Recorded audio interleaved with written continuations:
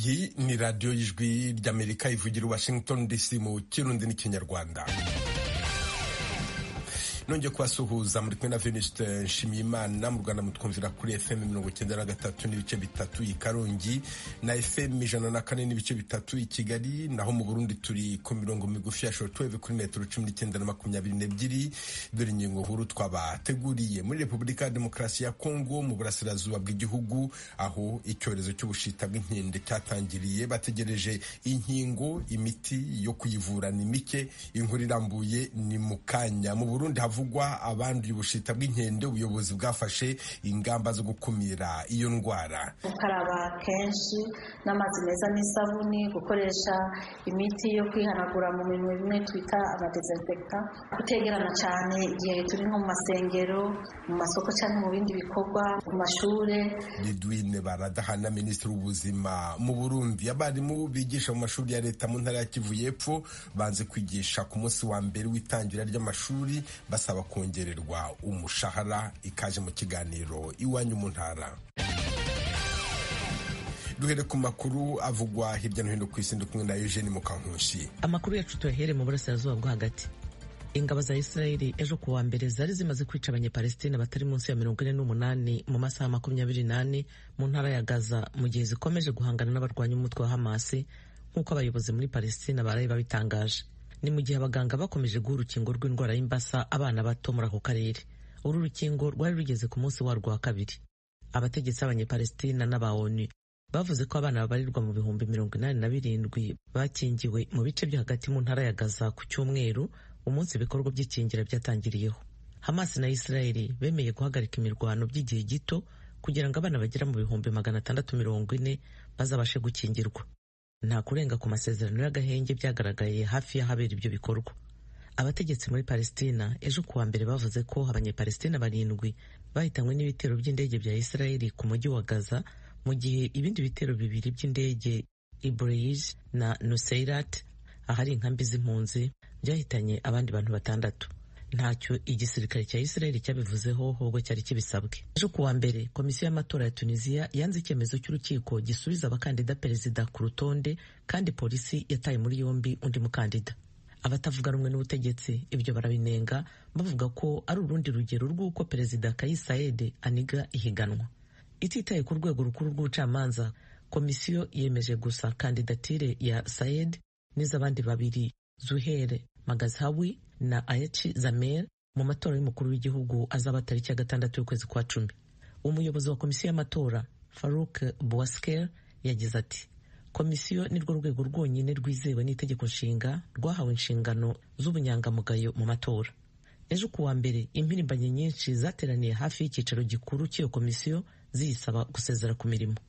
Amashyaka atavuga rumwe n'ubutegetsi muri Tunisia n'imiryango iharanira uburenganzira bwa muntu yashinje abategetsi gukoresha inzitizi zidahwitse n'iterabwoba kugira ngo Saied azongera atorwe.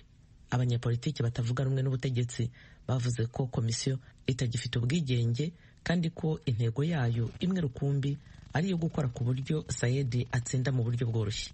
Iyi komisiyo ihakana ibyo birego, ikavuga ko nta ruhande ibogamiyeho. Saied watowe muri demokarasi mu 2019 mu mwaka ushize yavuze ko atazaha Tunisia abadakunda igihugu.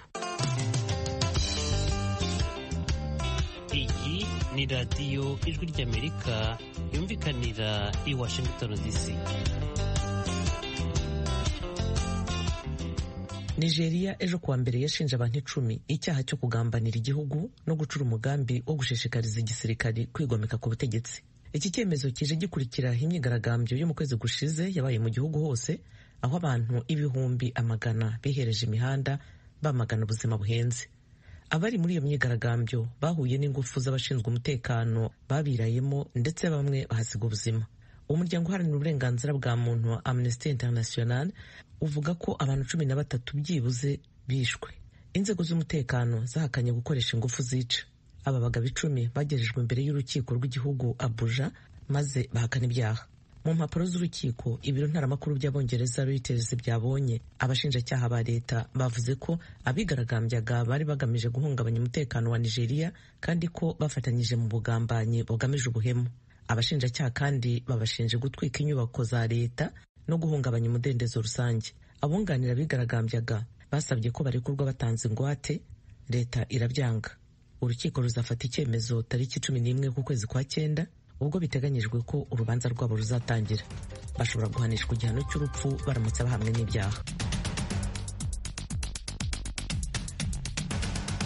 Urakoze Eugene Mukankusi. Mushobora kandi kumva ibiganiro byacu muciye ku rubuga rwa interineti kuri wa3.radio@voa.com na ku mbuga za Facebook, YouTube, Instagram na X. Adresse yacu ni VOA Radio yacu. Iwanyu mu ntara. Tuyagire mwisanzuye kwijwi rya Amerika. Ni kuva kuwa mbere gushika kuwa gatanu, kuva isaha 7 gushika isaha 7 n'igice z'umutaga. Iwanyu mu ntara, iwanyu mu ntara, iwanyu mu ntara.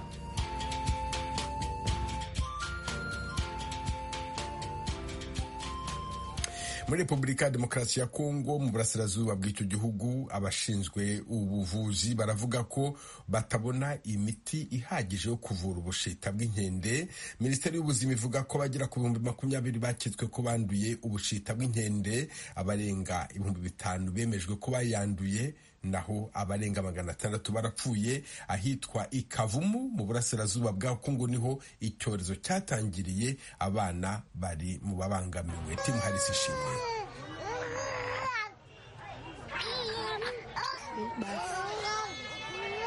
Umwana mwumvurira ni uw'umugore witwa Nzigire Lukangira w'imyaka 32. Umwana ararizwa n'uburibwe atewe n'icyorezo cy'ubushita bw'inkende. Kugira ngo ahore, Lukangira nyina w'umwana akora ibyo ashoboye byose birimo kumugabanyiriza umuriro akoresheje agatambaro aba yinitse mu mazi akagashyira mu gahanga k'umwana ngo abone ko umuriro wacogora. Nyamara ibi abikora ari mu maboko y'abaganga, ndetse akavuga ko kuremba k'umwana n'inzara ishobora kubigiramo uruhare. Kuva umwana wanjye yahura n'iki cyorezo namuzanye hano, yatewe urushinge rumwe ahabwa n'ibinini. Ubuzima hano buragoye cyane, nta byo kurya dufite, kandi abantu babujijwe kudusura kubera ko dufite icyorezo cy'indwara ikomeye. Turagowe cyane mu buryo dushobora kuzicwa n'inzara hano. Lukangira akomoka hitwa Ikavumu mu burasirazuba bw'igihugu. Aha niho iki cyorezo cyatangiriye kugaragara, bituma mu kwezi gushize ishami ry'umuryango w'abibumbye ryita ku buzima OMS ritangaza ko iki cyorezo kigomba gushyirwa mu byihutirwa bihangayikishije isi. Aha Lukangira arwarije umwana we, hari n'abandi barwayi bagera kuri 900 bose bagaragaje ibimenyetso by'icyorezo cy'ubushita bw'inkende bahamaze amezi 3. Kimwe n'abandi barwaza, Lukangira yatangiye kwifashisha imiti gakondo nk'igisubizo abona ko aricyo kiboneye cyo kugabanya ububabare bw'umwana we mu gihe aho barwariye hari ikibazo gikomeye cy'imiti. Iki kibazo cy'imiti idahagije kandi gishimangirwa n'umuyobozi w'ibitaro by'Ikavumu, muganga Musole Mulamba Muva.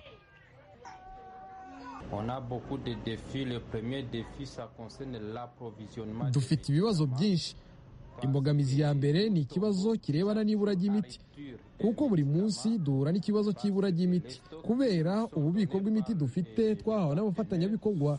Iyo bushize ntabwo tubona ubushobozi bwo kubona indi miti, tugomba gutegereza indi miti ikatugeraho.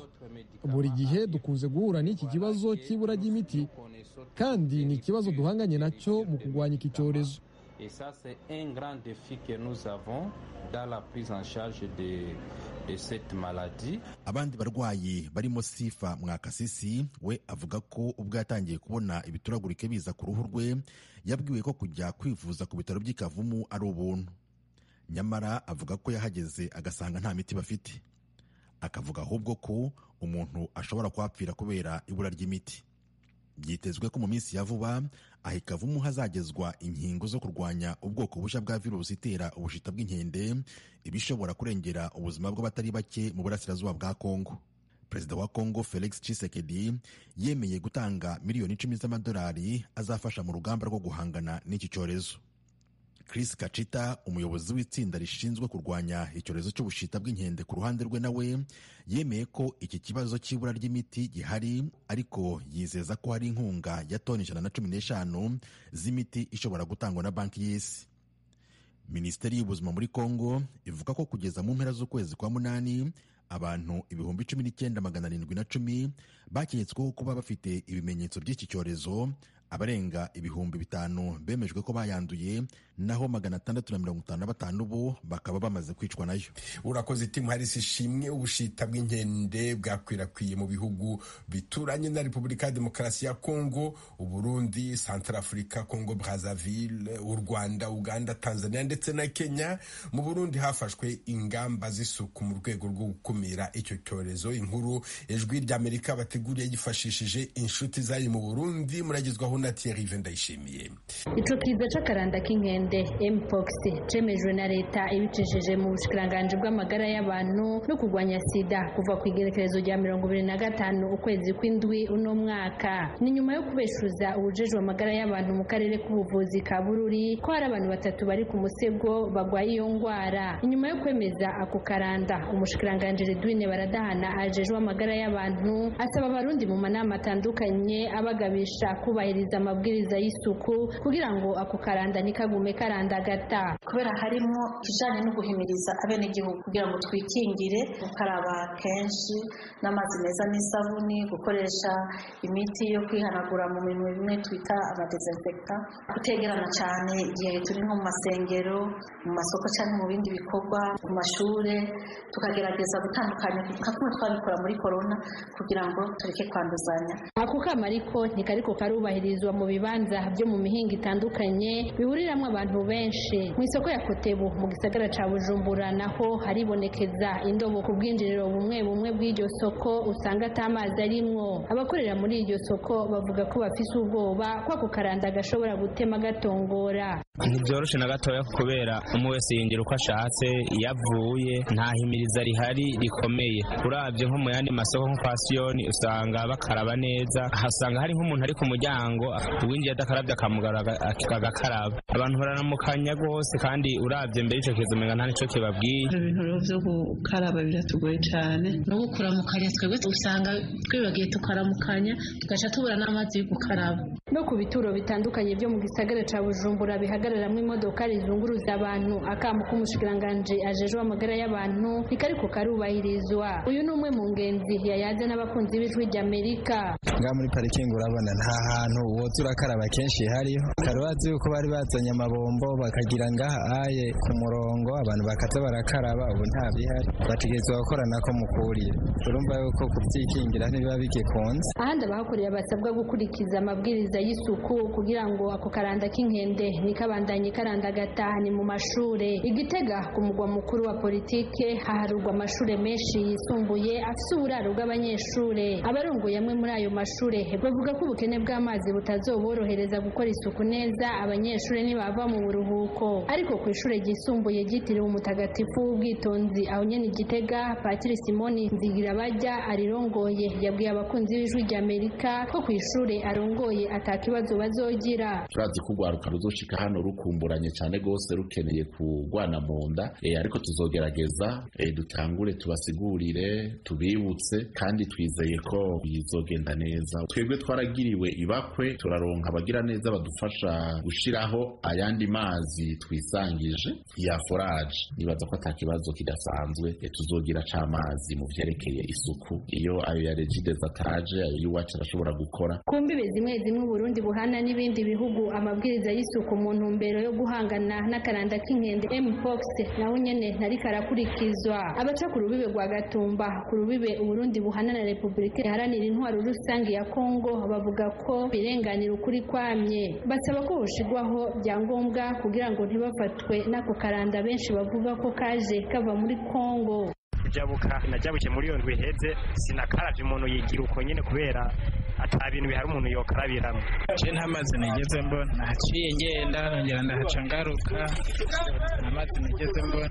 Ayo mazi boyazana tukaza turayakaraba. Twayumvise ko yateye gusa igihari ni uko bodufasha bakazana ibikoresho tukazashyiramo amazi n'amasabune tukaza tugakaraba ku mwanya ku mwanya. Mw'ishirahamwe Semaburi ivugira abagwayi mu Burundi babona ko leta ikwiye gutorera umuti ico kibazo c'ubukene bw'amazi kuko isuku ridashoboka ahatagira amazi. Serge Nshuti ajejwe igisata co kumenyesha amakuru muri Semabu. Rero tugahimiriza abarundi bose ndetse n'abanyamahanga baba muri kino gihugu cacu ko bogerageza bakaza barubahiriza impanuro canke ingingo ziba zafashwe n'abajejwe amagara y'abantu. Kuri leta nayo turayisaba ko yogerageza mu bihingo itandukanye na cyane cyane nko mu bisagara aho usanga hari ubukene bw'amazi bakakwiragiza amatangi y'amazi kugira ngo aho bishoboka abantu benshi baza baronka ingene baronka amazi yo gukaraba. Kuva ku karanda kemejwe na leta y'u Burundi ku igenekerezo rya 25 ukwezi kw'indwi uno mwaka wa 2024 ubushikiranganji bujejwe amagara y'abantu bumenyesha ko abarenga ku 100 aribo bamaze kwandura ku karanda, benshi nabo mu gisagara ca Bujumbura. Umushikiranganji ajejwe amagara y'abantu asaba uwo wese abonye ibimenyetso by'ako karanda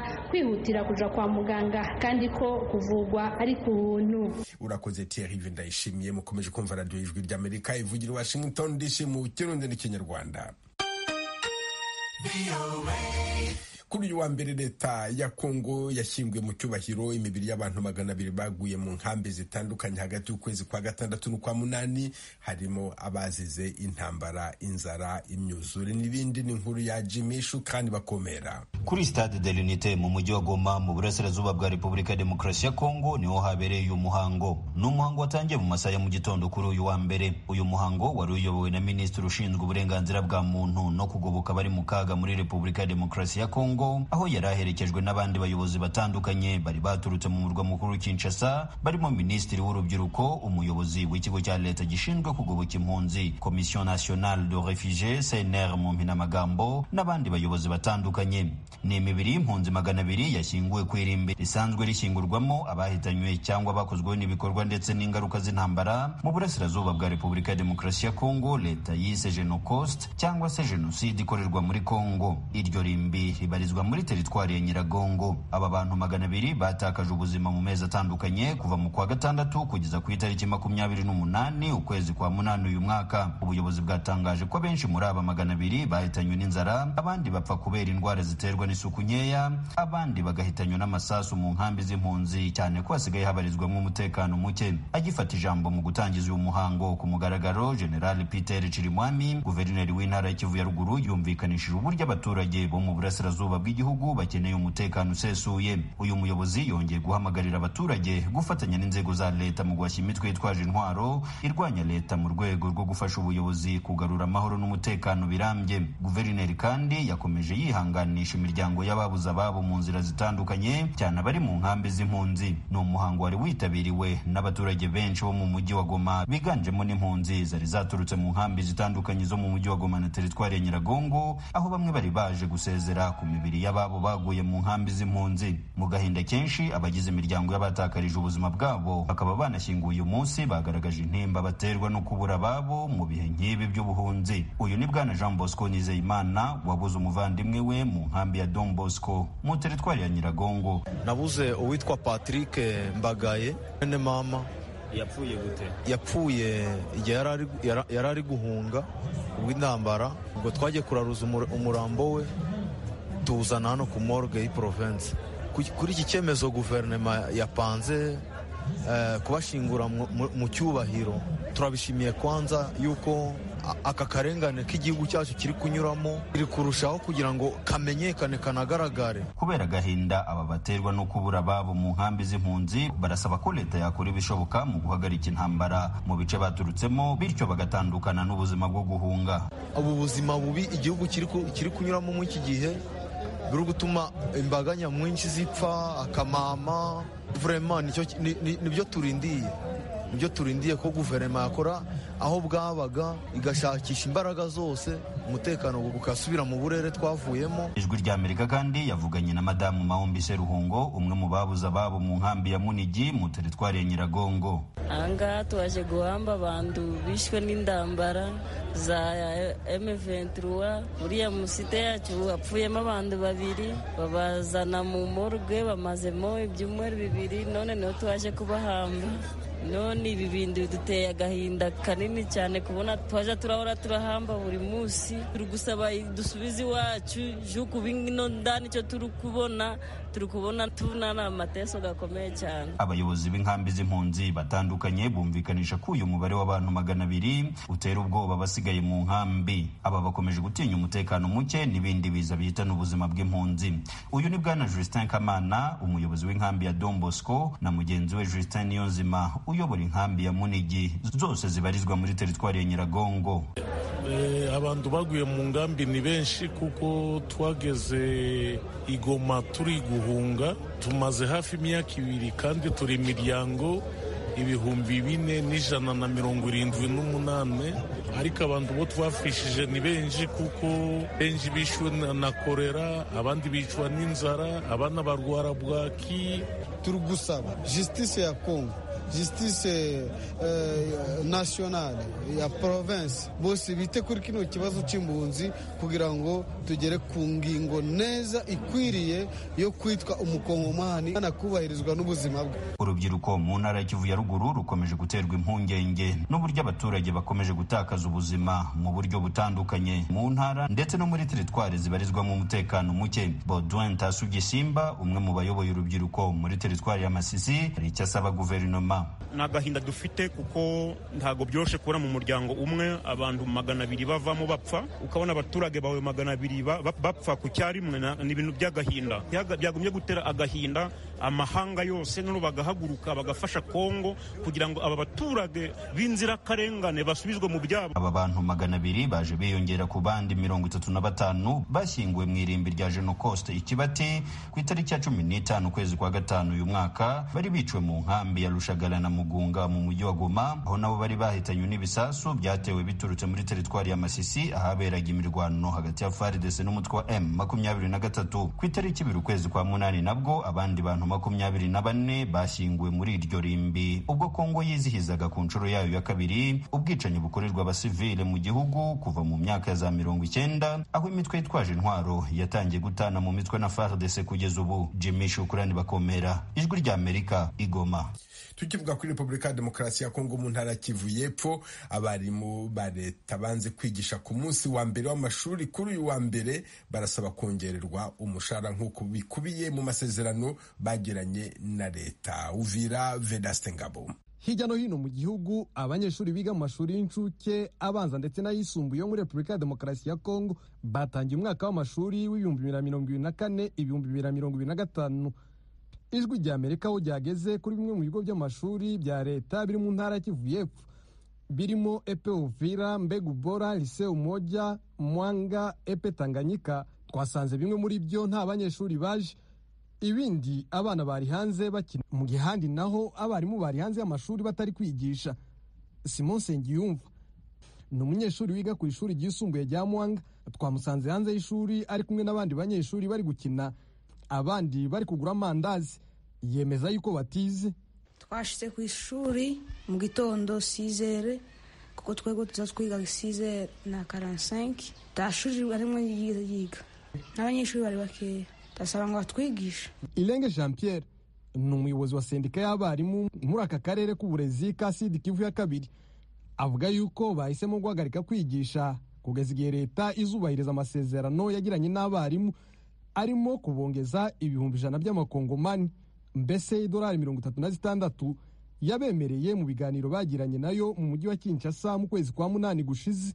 Aba barimu kandi barasaba leta ko yahemba abarimu basha, igahimperekeza bamwe mu barimu bageze mu zabukuru, ndetse ikavanaho ibyiciro bigena imishahara bitewe n'uturere abantu batuyemo.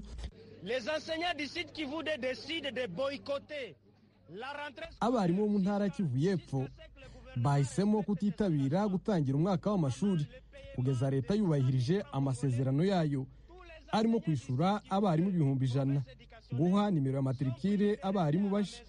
Kugera kuri ibyo turasaba abarimu kuguma imuhira mu kiruhuko.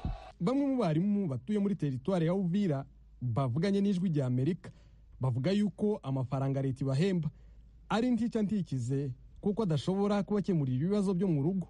Mutunzi Mirambi n'umwarimu wigisha ku ishuri ribanza ryo ku Mugeti. Jewe mfite abana 3 muri secondaire, kagira abandi 3 kuri primaire mfite abana 6 abo bose abo kuri primaire bigira kuri prive abo kuri secondaire nabo bigira muri secondaire nyine turishora amafaranga wayakarikira ayo mafaranga abo 3 bo muri secondaire bonyine barayamara turarwara nyine kandi tukarwaza ibyo byose bikagenda bitugora nta mituweli tugira nta kintu tugira na kimwe kidufasha muri education warwaye cyangwa warwajije ni wewe wenyine ushobora kwimenya gusa nubwo abarimu muri intara basaba leta kubahiriza amasezerano yagiranye nabo hari abandi nabo bavuga yuko kuva bashyirwa mu zabukuru mu mwaka wa 2021 nta mperekeza bari bahabwa.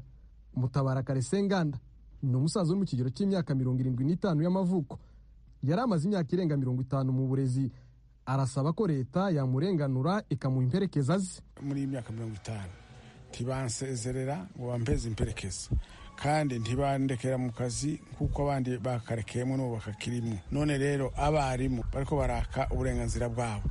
No ivyo bintu ni ivy'ukuri nanje nibyo keneye nibyo nshaka nibyo nifuza bampereze imperekeza cyangwa se bansubire mu kazi kanje. Mu gihe kandi aba barimu mu bigo bya leta bahagaritse kwigisha, abarimu bigisha mu mashuri yigenga twagiye tunyuramo harimo Les Anges, Lycée La Glace, Shalom ibo bigishije gusa kubera ubushobozi buke. Hari ababyeyi bavuga yuko batarabona amafaranga yo kugurira abanyeshuri ibikoresho by'ishuri. Abana batanguye umwaka wo kwiga nukuri kwima nta nagakaye nta nagakaramu nta nagahuzu impuzu abana birirwa mu muhira nizo twabarungikanye kugenda kwiga uko nibwo buzima nyene tubayeho nyene bwa nta kigenda nuko nyene. Pascal Mulumbi no mugenzuzi w'akarere k'uburezi muri Uvira twahuye nawe kuri moto agenzura ibigo byafunguye n'ibitafunguye. Avuga yuko atangazwa n'uburyo abarimu bahagaritse kwigisha kandi baragiranye amasezerano na leta kuzabaheza 100 by'amakongomani byiyongera ku mushahara basanzwe bahembwa. Ubusanzwe muri Repubulika ya Demokarasi ya Kongo abarimu barushanwa imishahara bitewe n'uturere baherereyemo. Abari mu mujyi wa Kinshasa bahembwa amafaranga arenga gato 400,000 no kuvuga $137 mu gihe abari mu mujyi ya za Bukavu na za Goma ibo bahembwa 347 no kuvuga $119. Naho abari muri za teritware zirimo za Uvira ibo bahembwa 247 no kuvuga $85. Vedase Ngabo, Ijwi rya Amerika. Na hano dusoreje aya makuru y'iwanyu mu ntara mwakoze kudutega amatwi yaho muri hose ku migabane yose y'isi. Dukomeje kandi gahunda yo gusigasira umuco karande n'ururimi gakondo, dore umugani uyu munsi: umukobwa agira inzara ntagira inzigo. Umunsi mwiza, mwari kumwe na Venuste Nshimiyimana.